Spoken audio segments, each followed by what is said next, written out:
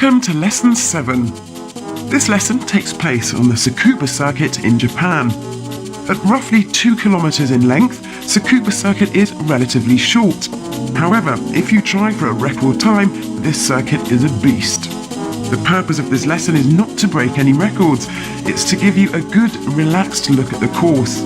Again, you'll have plenty of time, so take it as slow as you like and drive cautiously.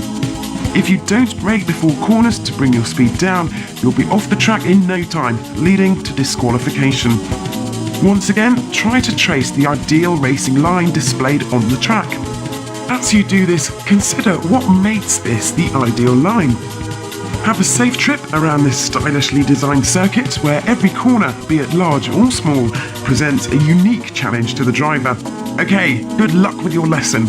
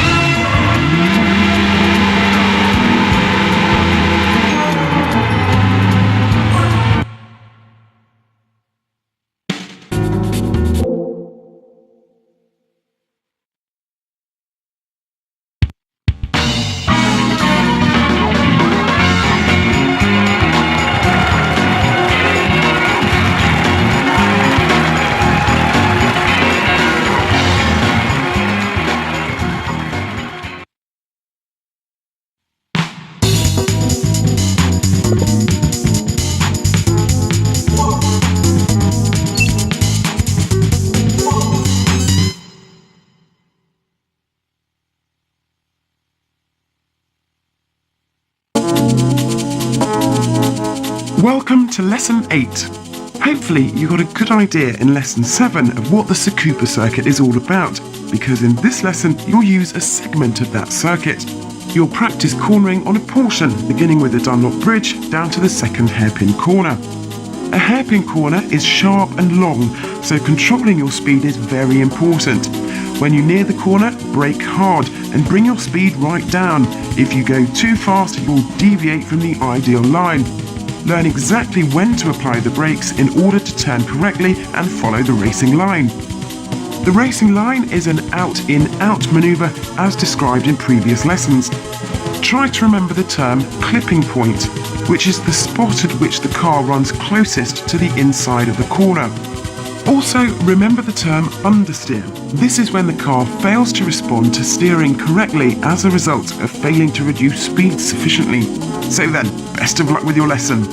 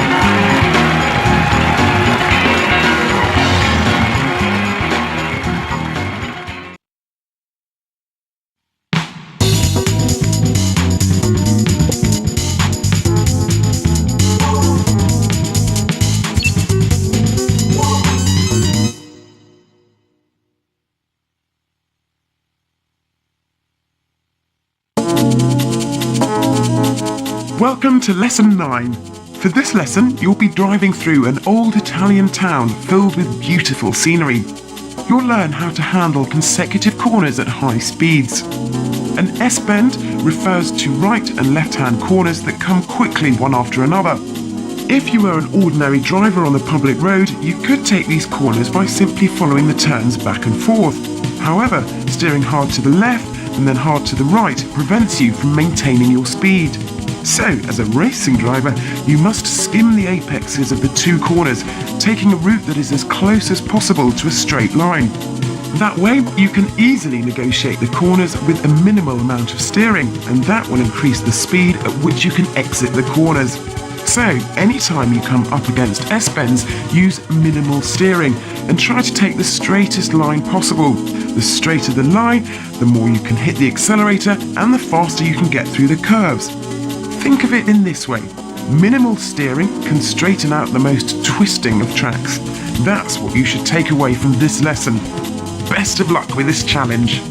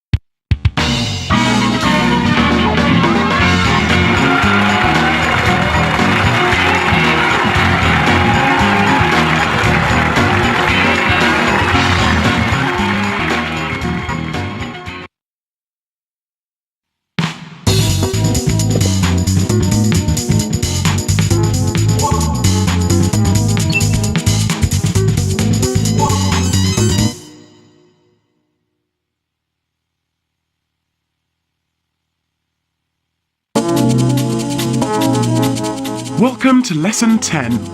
This lesson takes place on a segment of the long Grand Canyon rally course. Hopefully you got a feel for driving on a dirt course in Lesson 6. Well, keep that lesson in mind as you learn how to gain further control over the car. As you approach a corner, apply the brakes to lower your speed as if you were racing on tarmac. This time, however, the difference is in the details. The proper technique for driving on a dirt course is to tap the brake just for a moment as you steer. When you brake while steering, the rear tyres will lose grip and you'll feel the car move more towards the outside than it would with the usual amount of steering. This effect is known as a drift. Add some braking to your steering to bring the car under control. This is the most important dirt racing technique. Make sure you get a feel for it. Okay then, best of luck with the lesson.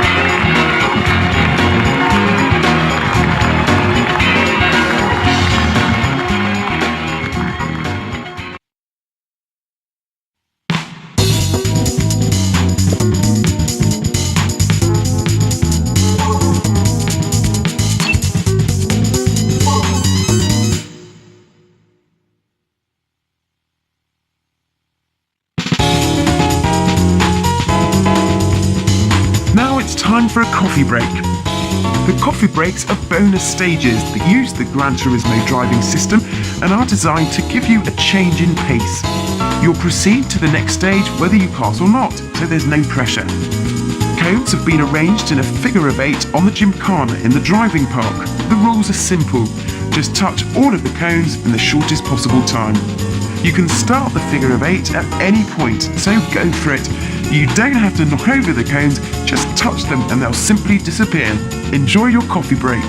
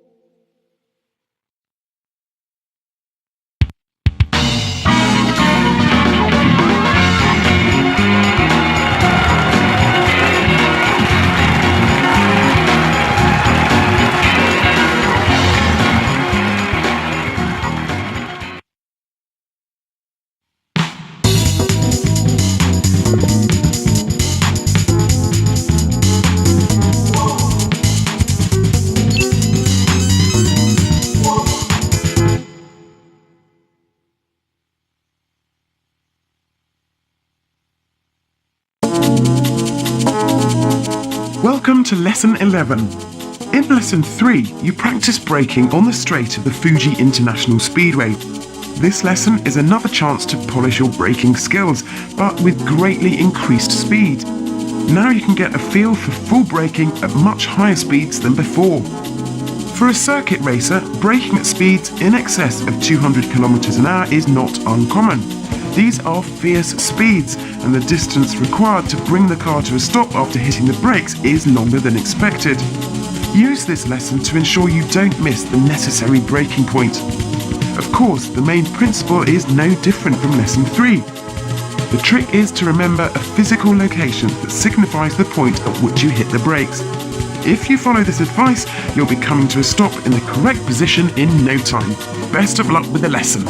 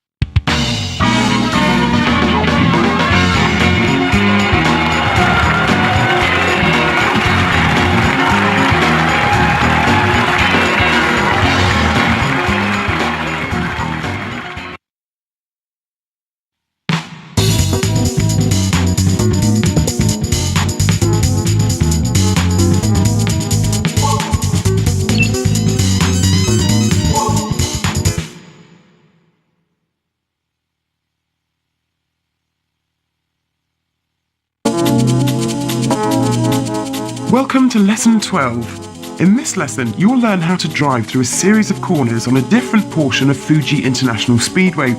You'll be practicing on the B corners, a section of track made up of 3 consecutive small bends. Take a look at the ideal line displayed on the track, and you'll notice that one of the lines through the corners does not follow the ordinary out-in-out trajectory. This line is designed to allow for the fastest possible exit from the B corners. This will determine the speed with which you can take the upcoming final corner, and in turn the maximum speed with which you can enter the straight that follows. Racers consider the speed averaged over the entire course, not just the speed of individual corners. So in this lesson you can learn this too. Good luck!